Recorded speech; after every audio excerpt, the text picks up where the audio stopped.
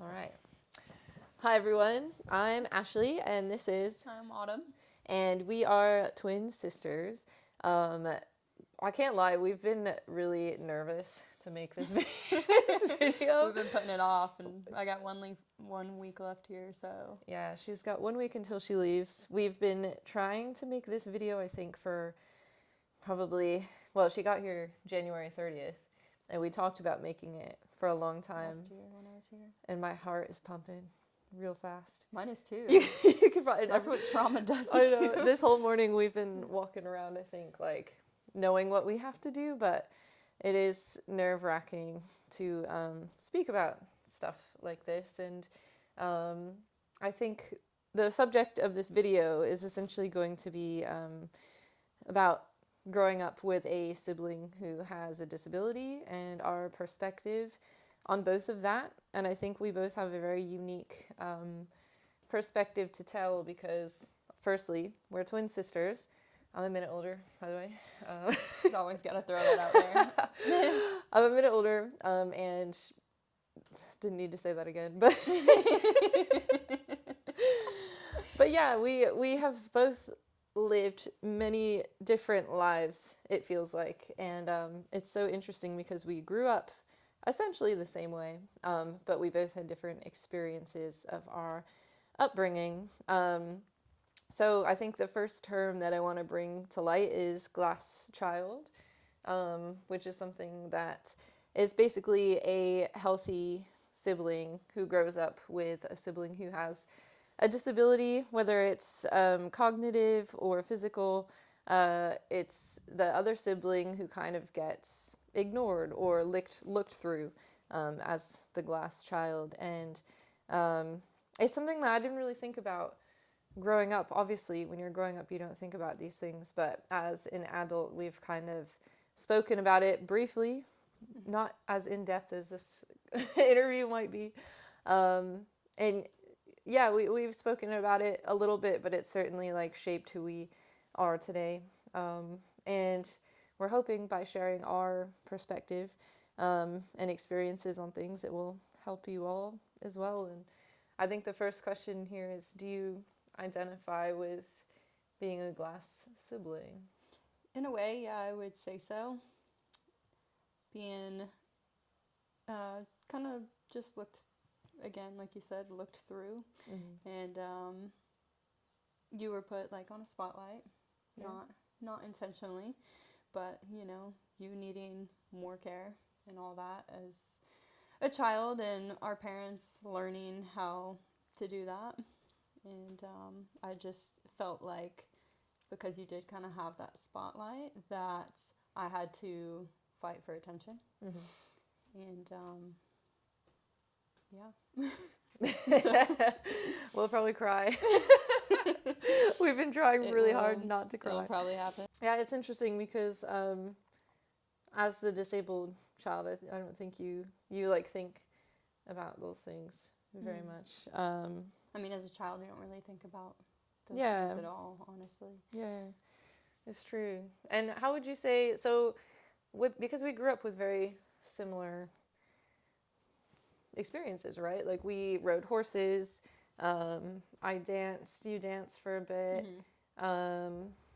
you played sports, which I remember. Yeah. I did volleyball and track. Yeah. What was your like experience like growing up with me, I would say?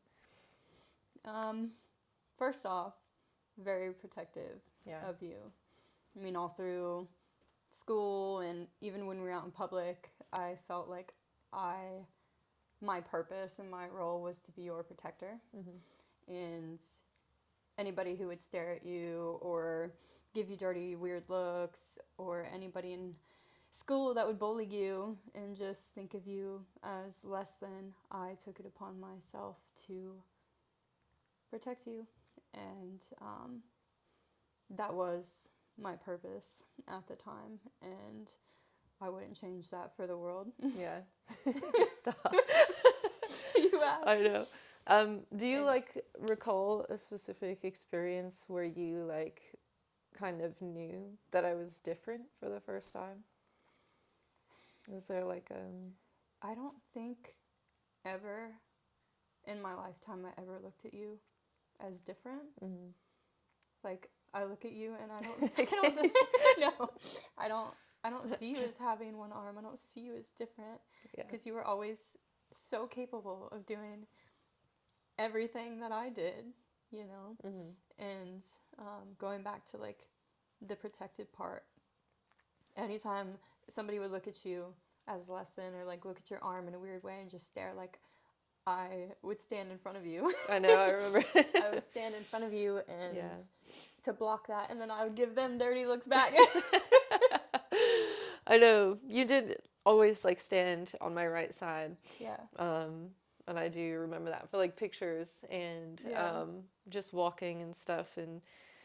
But yeah, did you ever notice like, we should have brought tissues. I know, oh my gosh. My sleeve actually here. pause. Just pause. So we had to get some tissues. Pause.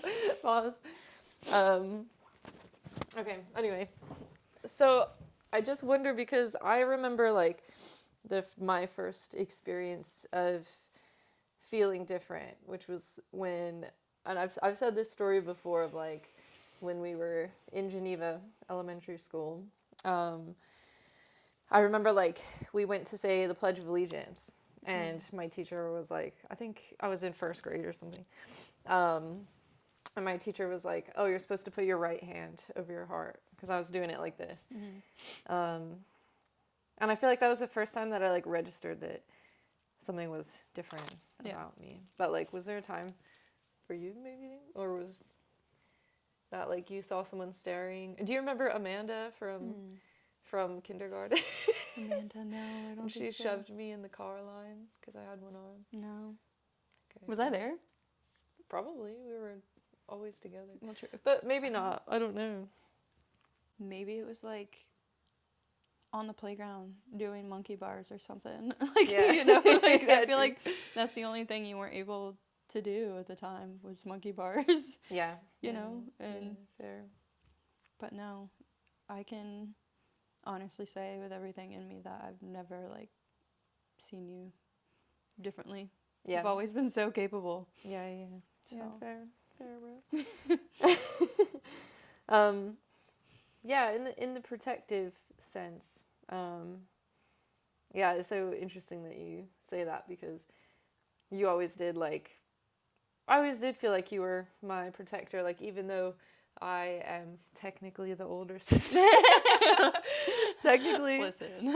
the older sister, I feel like I felt like the younger sister, because you were always like so, I think, assertive and like not scared to put yourself out there and put yourself in front of me to like make a barrier between me. It was almost like you were protecting me from like potential pain of like social interactions.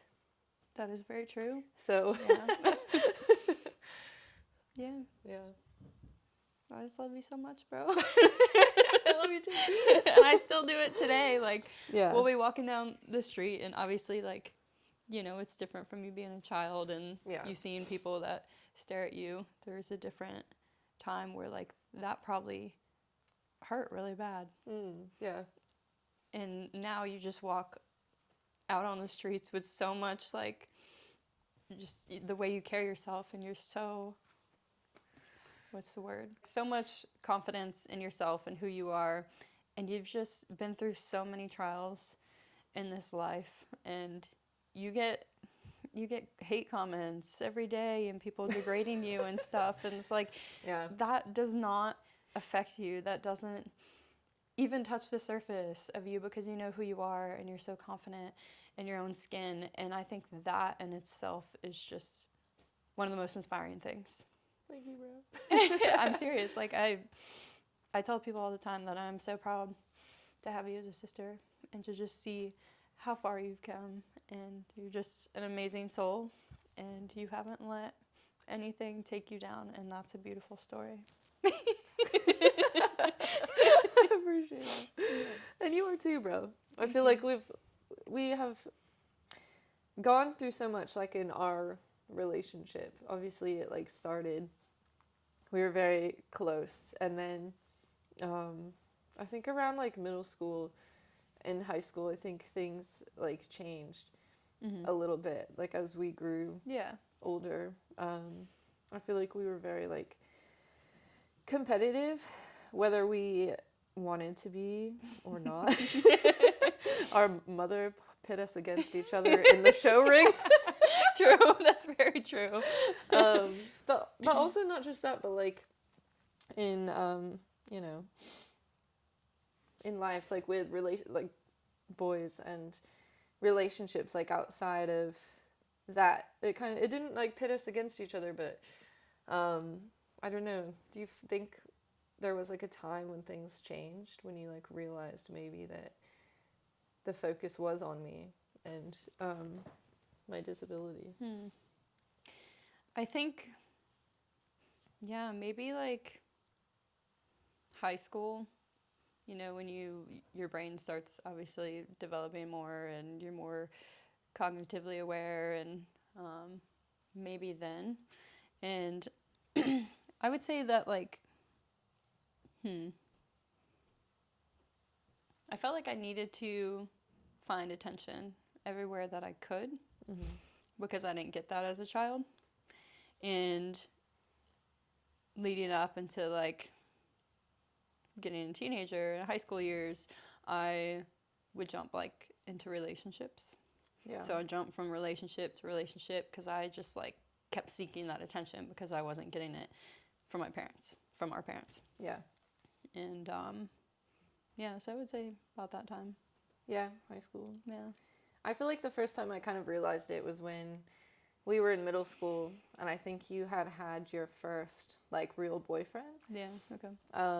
And I think for me, because it seemed like such a normal thing that everyone was doing at the time, like especially you, and then it wasn't time for me because kids are immature, of course. So like I felt like maybe I was behind on the social norm of things in middle school, and it almost like became sort of a competition to me in my head, because I was like, well, Autumn is so far ahead of me, and yes, I am like getting attention from my parents, but it felt like I needed to seek attention outside of that, because I felt like you needed to be validated outside of our parents' validation. Yeah, I felt unloved in the romantic sort of world, so I feel like that's kind of where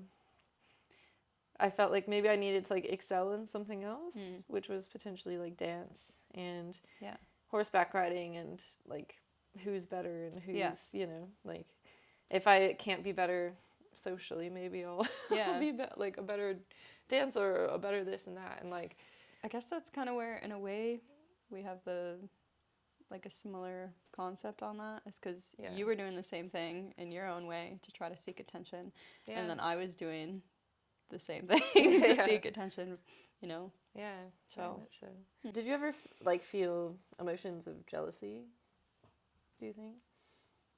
Yeah, for sure. And I think that's why we were always competing. Yeah. And I was jealous that you were getting the spotlight and the attention from our parents, and I felt like I had to fight with everything in me to get it.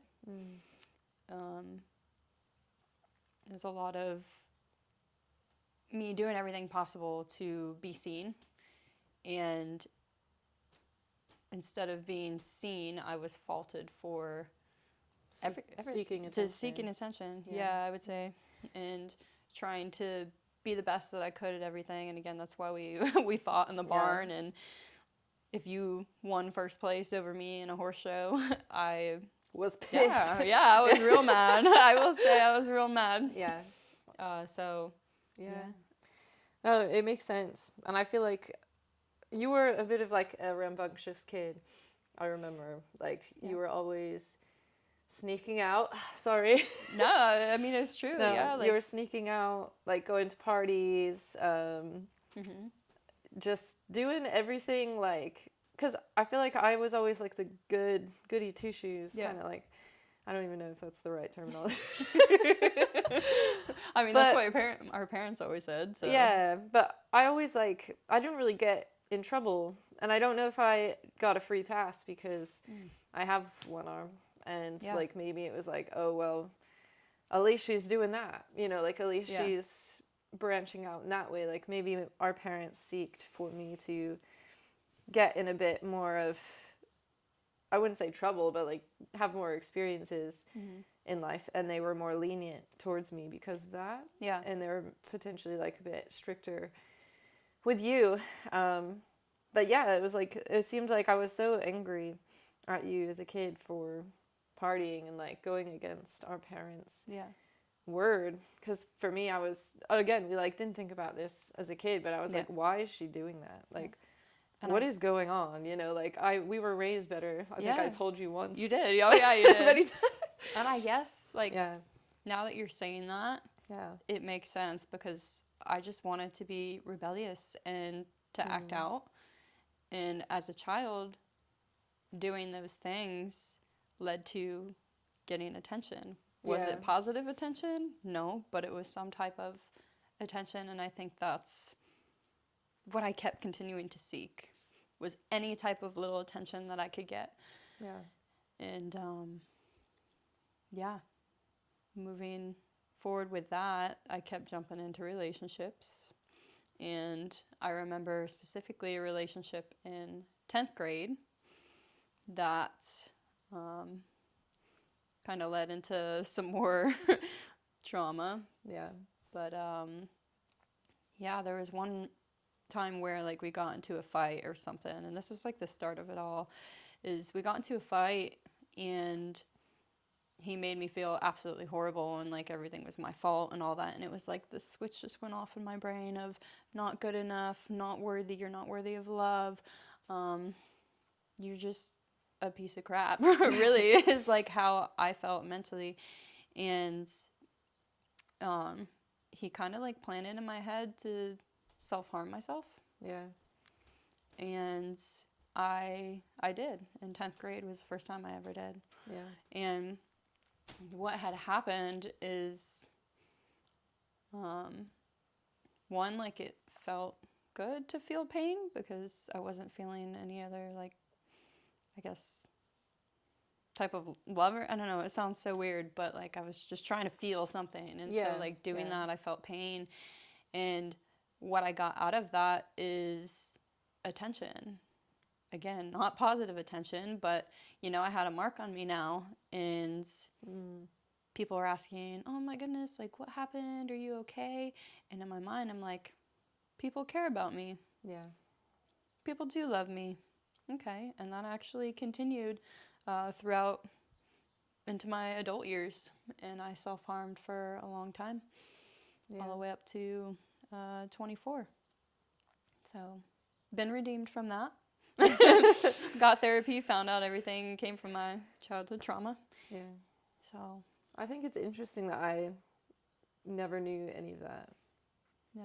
I think it was like hidden really well somehow. Yeah. And I don't know how I missed it, and I feel bad for missing it because I don't think like if I knew, I felt like maybe I could do something about it, but I just didn't know what was going on.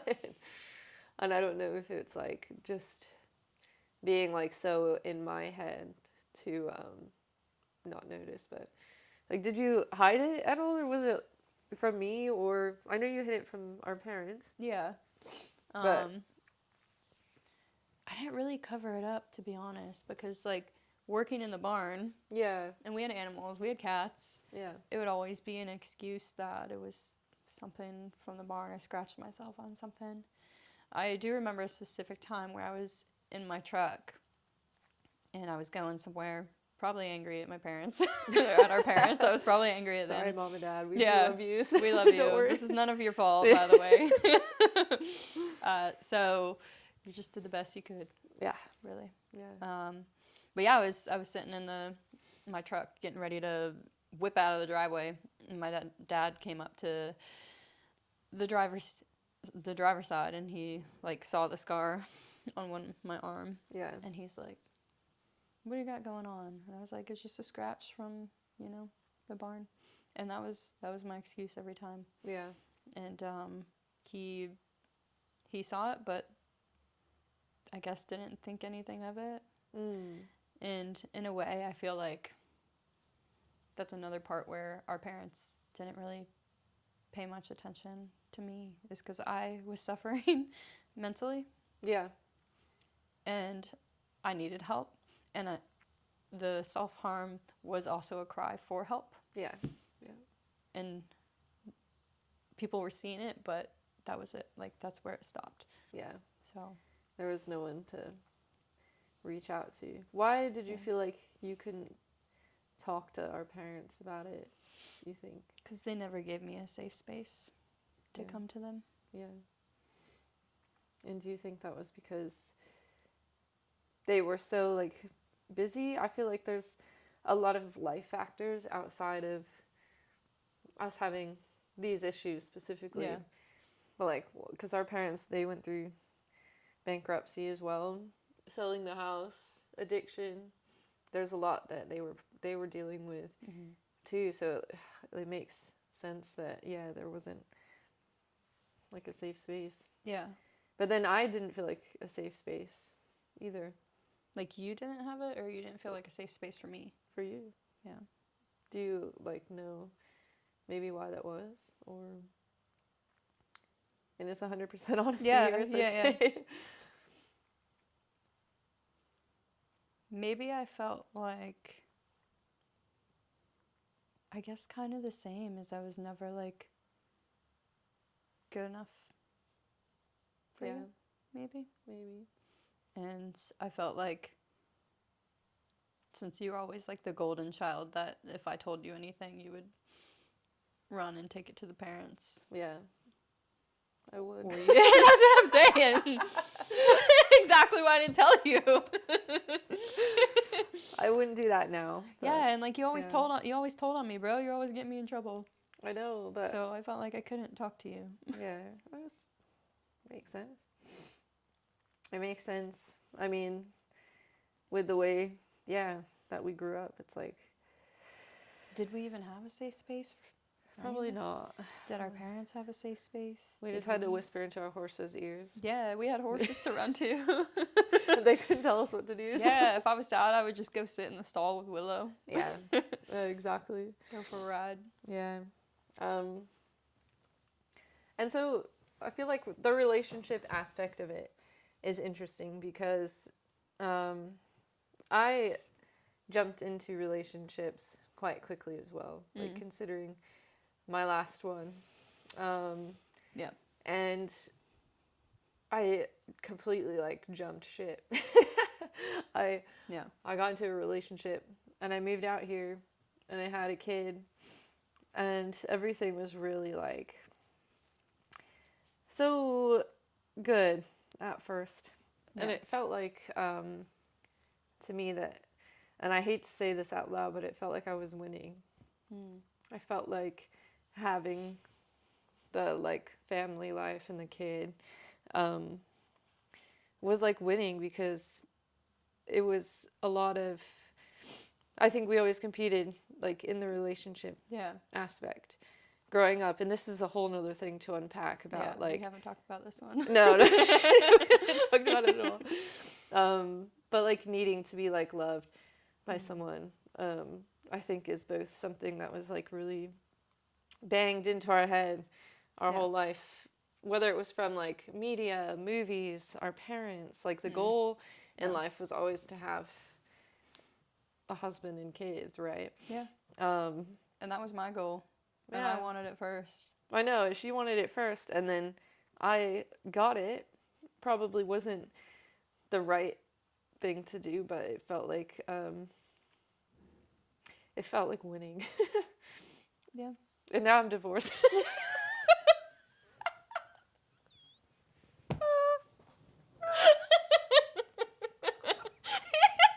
the game. Oh gosh. But like, I don't know. It's so weird.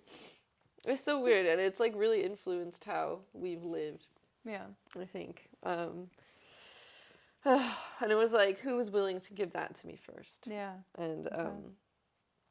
and then I left. You got tissue on your eyebrow. Good. I got you. But yeah, I just find it so interesting that we like sought validation from people outside, when Yeah. we should have really just maybe loved ourselves instead. Yeah. I don't know. And also, like, you hid that from me. I did. And you hid that. You hid the marriage. You hid the baby. From everyone. Yeah. Yeah. From our parents, from me. And were you, like, afraid to tell me? Did you think I was going to be angry? Yeah.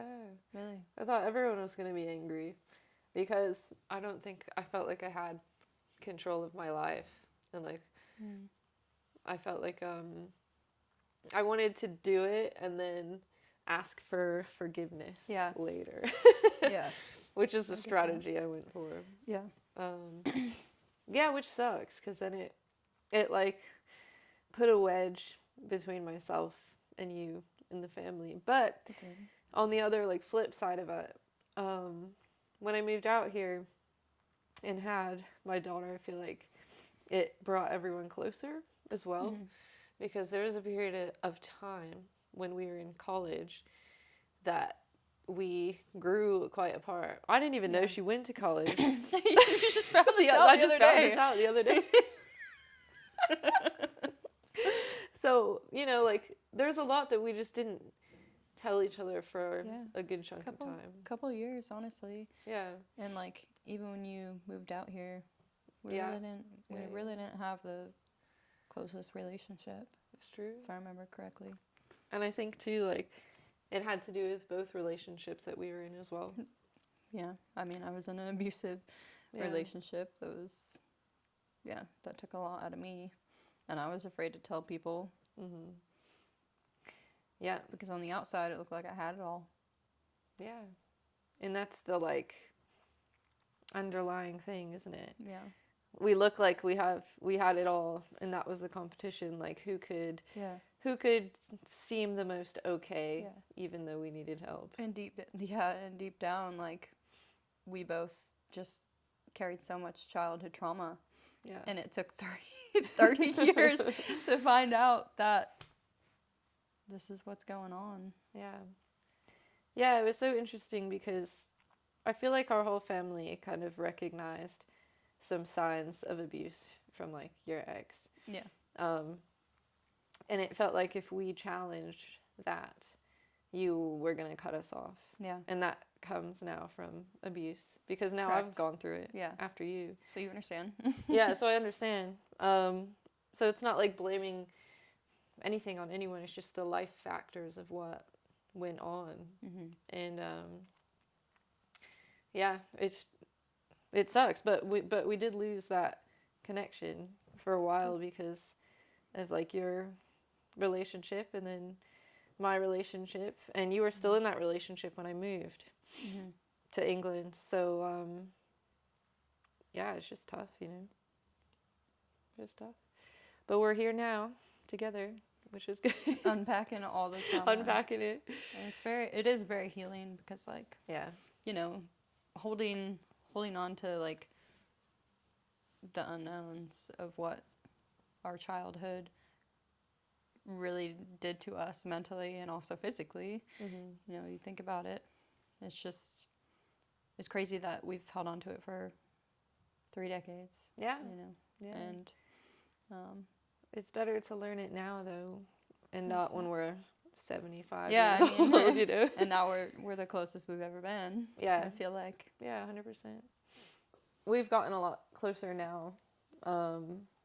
Like, do you know maybe why that is? Like, I feel like because you've gone to therapy, and kind of unpacked it, and then brought up to me, like, how you were feeling. Yeah. I feel like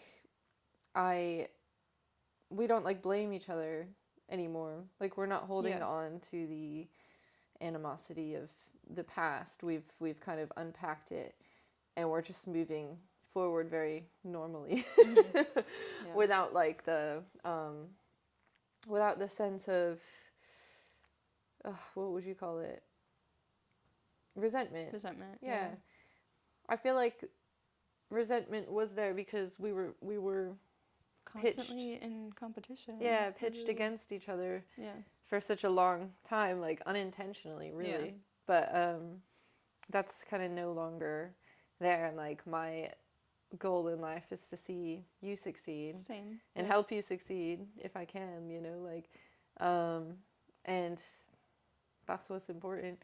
And I feel like that's maybe in my like feelings, I feel like that's what's kind of brought us together. Yeah. What do you think?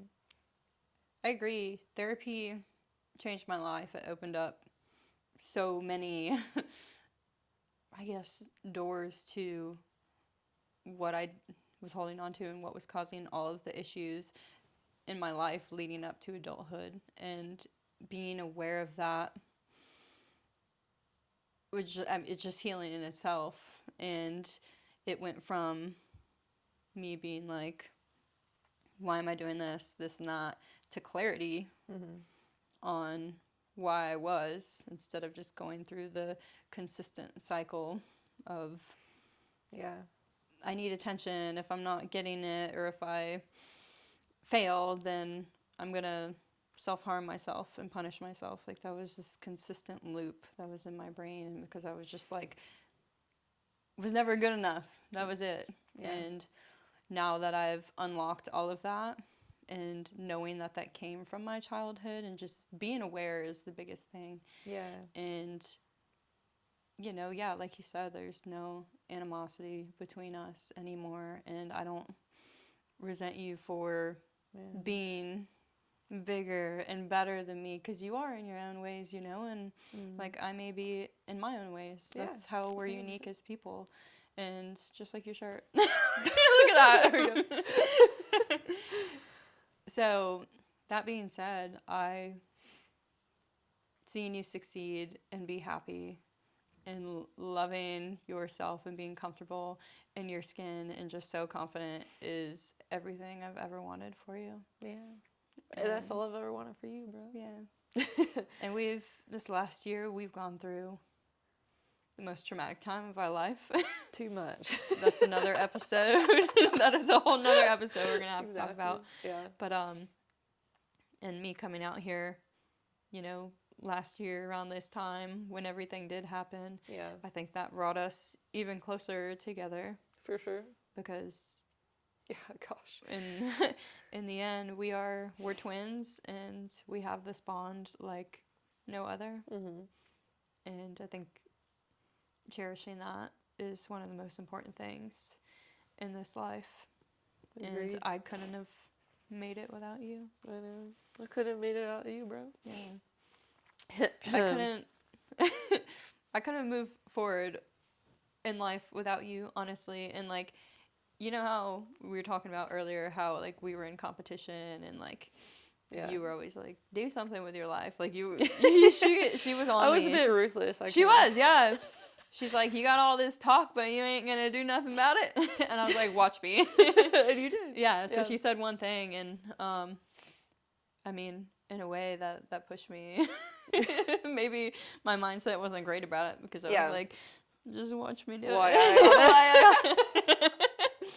And so, I mean, it pushed me to proceed in my career and moving to South Florida and getting away. I wanted to get away from all y'all, and at the time, like, you know, I understand, that built me up. It also tore me down in many ways. The abusive relationship and all that literally destroyed my life.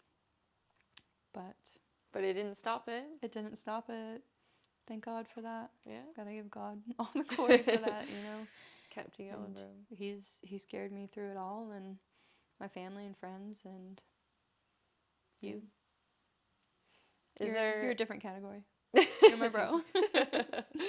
I guess to like wrap the video up a little bit, as the like glass child, is there any sort of like parenting advice, I think, that maybe you could give to the viewers like watching who may have twins with the same problems, or not even twins but siblings? Yeah. Is there anything that you would say to them?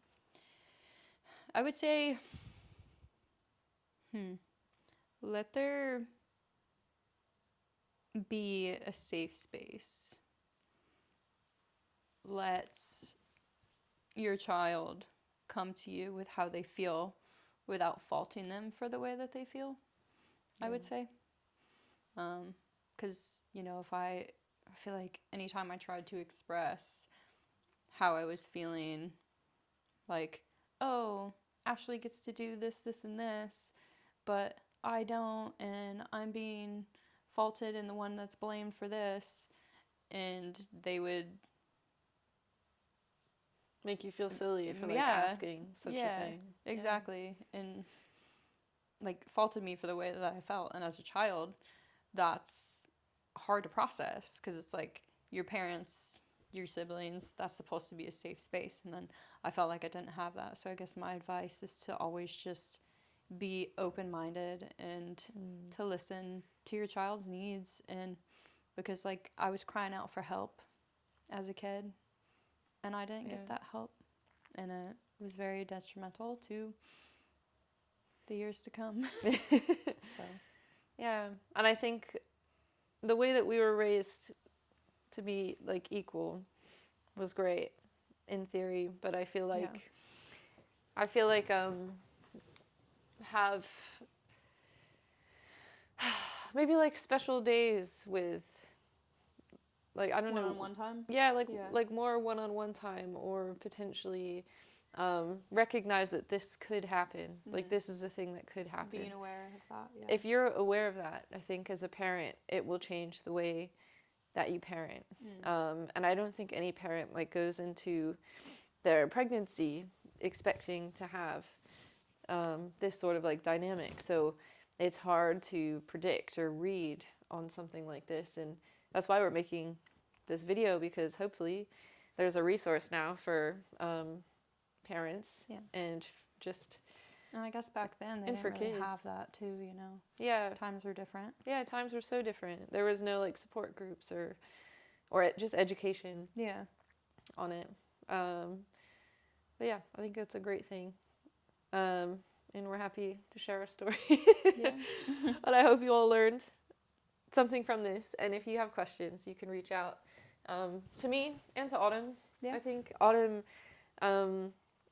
very specifically, I think has a unique story to tell in this perspective. I think when you think of someone with a disability, sometimes you forget their family and friends and their specific needs. And so she can certainly chat with you and absolutely some guidance. And give you some guidance and my personal experience and help.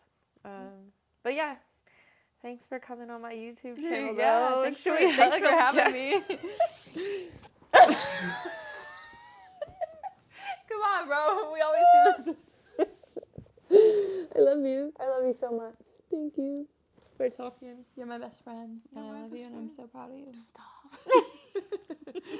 And I love you, and I'm proud of you. I really am. You're doing some cool stuff. Thanks. So.